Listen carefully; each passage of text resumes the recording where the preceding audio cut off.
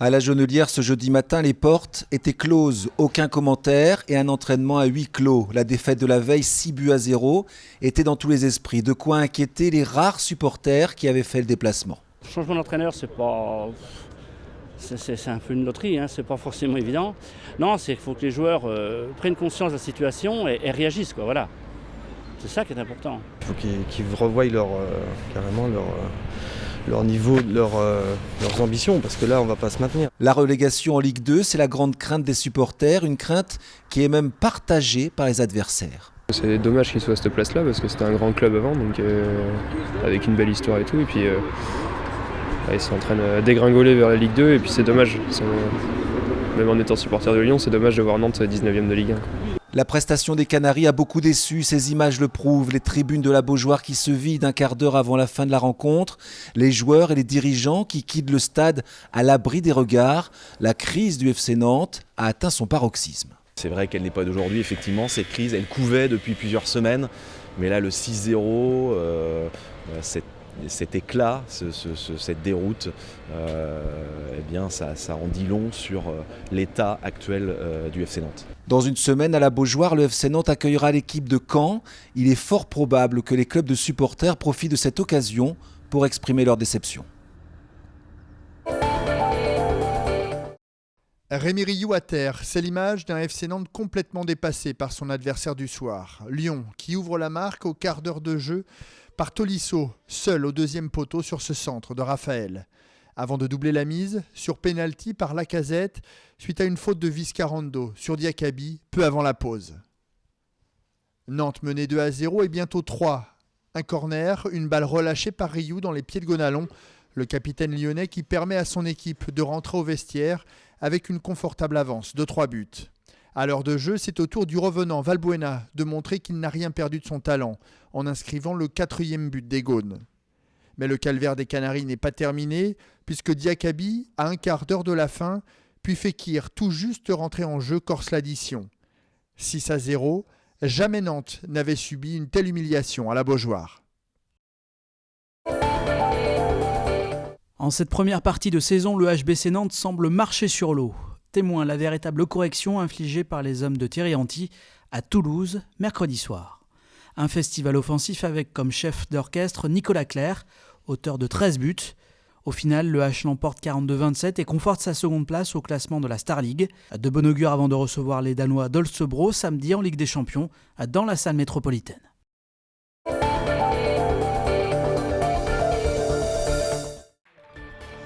À Saint-Nazaire, la galerie Océanis s'offre un lifting et une locomotive. Située en périphérie de la ville, elle a vu hier la Fnac ouvrir ses portes. Reportage Claire Villalon. L'enseigne s'installe dans la ville et les premiers clients.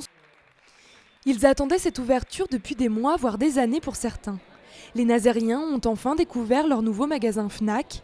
C'est la première fois que l'enseigne s'installe dans la ville et les premiers clients sont ravis. Que la Fnac ouvre ici, vraiment c'est une chance je pense. Personnellement je suis une grande lectrice donc du coup ça me rassure de savoir que près de chez moi je vais avoir un nouveau entre de la lecture, mais en même temps je suis inquiète parce que je pense que je vais être ruinée après. C'est dans la galerie Océanis que la Fnac a ouvert son premier magasin, une aubaine pour ce centre commercial qui était en perte de vitesse depuis quelques années. Pour les commerçants, l'arrivée de ce magasin est le signe d'un renouveau. La Fnac va nous aider, va aider le centre commercial à repartir sur une nouvelle base et je pense qu'aujourd'hui les clients attendaient une belle enseigne comme celle-là. Je trouve que c'est une bonne chose et qu'on va avoir davantage de personnes peut-être à revenir dans la galerie. Ça va rebooster un petit peu. Il était temps que ça bouge. Après un relooking en 2015, le propriétaire des lieux, BNP Paribas Réam France, espérait redynamiser le centre Océanis. L'arrivée de la Fnac est donc de bon augure. On a d'autres enseignes qui vont venir. On a par exemple l'enseigne Cléor qui a signé et qui va s'installer un tout petit peu plus loin et qui sera une belle boutique de bijoux.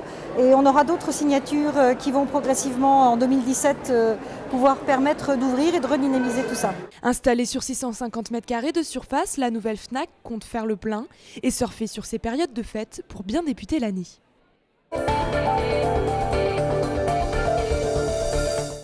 C'est un drôle de calendrier de l'Avent que les Nantais vont découvrir au Château des Ducs à l'occasion des fêtes. À partir d'aujourd'hui et jusqu'à Noël, chaque jour, un dessin de 2,70 m sur 1,80 m sera dévoilé.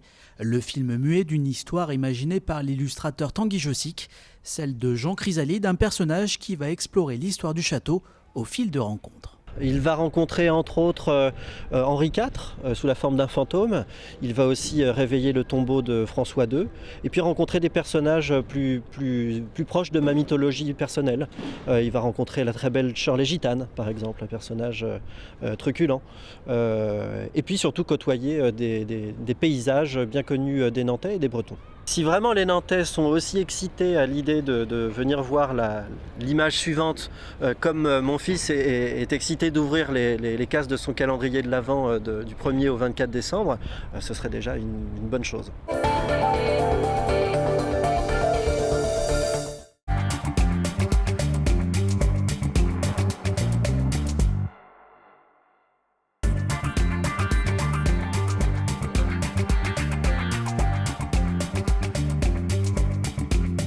Depuis maintenant un peu plus d'un an, voilà, cette cohabitation harmonieuse, disons, a été détruite par le projet d'installation d'une usine qui va utiliser un produit qui s'appelle le chromate de strontium, qui est un produit cancérigène.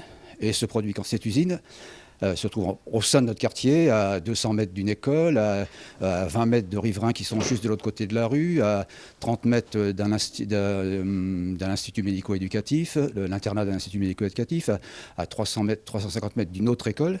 Et ce produit cancérigène qui devrait être interdit en 2019 par la législation européenne, donc qui est particulièrement dangereux, puisque la législation européenne décide non pas d'en diminuer les valeurs majorantes, mais de l'interdire.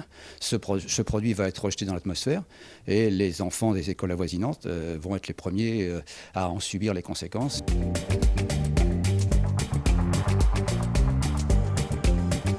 La non-utilisation de ce produit, c'est un peu technique, mais pose des problèmes. C'est un anticorrosif spécifique à l'industrie aéronautique.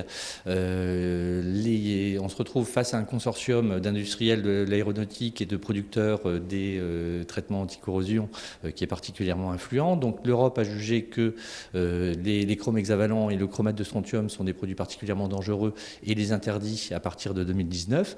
Sauf que le lobbying économique fait qu'il y a des systèmes de dérogation mis en place et que ce que nous dit la préfecture, c'est, écoutez, quand on dit interdiction, ça veut dire utilisation avec autorisation. Et on découvre des choses comme par exemple que avant même la construction de l'usine Rabat Protec sur la zone de la rue de Trignac, le dossier de prolongation du droit d'utilisation avait déjà été déposé parce qu'il n'y a pas de produits de substitution qui sont actuellement économiquement rentables.